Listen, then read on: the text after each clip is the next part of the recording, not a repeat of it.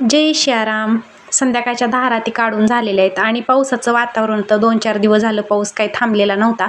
त्याच्यामुळे रस्त्यानं सगळा चिखल होता. मी, पियुष, श्रेया आणि तिघीजणी चाललो बघा चलत. आता म्हटलं गाडी घसरती आणि 2-4 दुधाचे कॅन पण बांधलेले असते, त्याच्यामुळे म्हटलं चला निब्बर रस्त्यापर्यंत तरी चलत जावं. तिथून पुढे जर गाडी आली तर बसून जावं, नाही तर जावं आपलं पटकरणी गावात. आणि आजच्या छान असं आध्यात्मिक शाळेत रामानंदाचार्यजींनी खूप छान मार्गदर्शन केलेलं आहे. एका ताईंचा प्रश्न होता की आपल्याला जर कोणी माळ म्हणजे की आपली अनुग्रहाची माळ गळ्यात असेल किंवा साधक दीक्षेची असेल तर, आणि दुसरी कुणी जर घरातले म्हटले आता आपल्यापेक्षा ज्येष्ठ माणसं असतात, ही माळ घाली असं म्हटल्यावर एखाद्या वेळेस नाही पण म्हणता येत नाही, कारण त्यांची पण मनमर्जी राखावीच लागते आपल्याला. तर त्याच्यावर खूप छान असं रामानंदाचार्यजींनी मार्गदर्शन केलेलं आहे.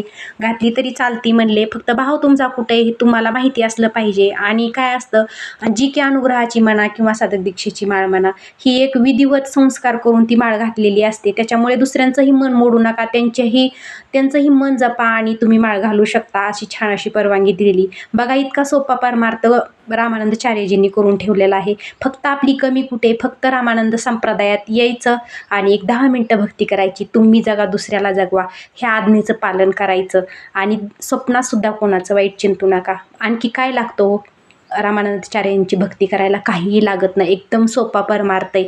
आज मला आलेले अनेक असंख्य अनुभव माझ्या रामानंदाचार्यजींचे आहेत आणि मी ते प्रत्येकापर्यंत मला मांडावेसे वाटतेत. प्रत्येकाने अशा दुःखी कष्टी माणसांनी रामानंदाचार्यजींच्या संप्रदायात यावं, असं एक माझं प्रामाणिक मत असतं. आणि जगद्गुरू नानीजधाम आणि नानीजधाम ऑफिशियल असे माऊलींचे 2 चॅनल आहेत, तुम्ही जरूर सर्च